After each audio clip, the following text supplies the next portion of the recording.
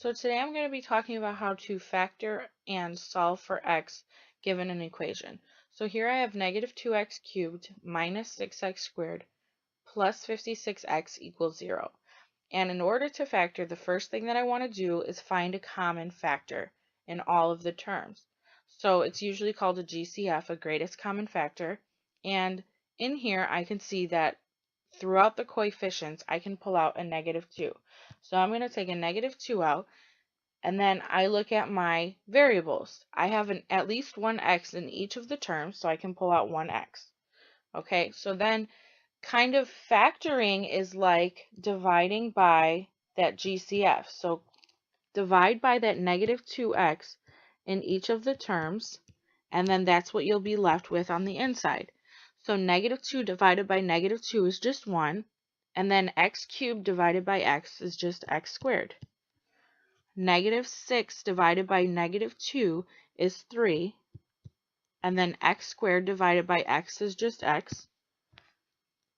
56 divided by negative 2 gives you a negative 28, and then x divided by x is just 1.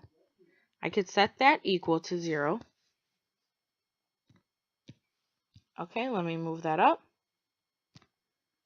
Now I'm working with this. I can factor the inside now. Here I'm just worried about this. So I'll bring down that negative 2x again, and then I'm going to be splitting this 3-term part into 2 different terms and then setting it equal to 0. So let me do some side work. I want something that's going to multiply to give me 28 or negative 28 and add to give me 3. This is multiply and this is add. So if we think about our multiples of 28, I have 1 and 28, 2 and 14, and 4 and 7. And now I have to think of which one has a difference of 3. So 1 and 28 is more than a difference of 3. 2 and 14 is more than a difference of 3. So now we're left with 4 and 7. If I subtract 4 and 7, I get a 3 or a negative 3. In this case, I want a negative 28, so one of the two have to be negative. And I want a positive 3, so I have to have the bigger number being positive. So I'm going to make that 4 negative.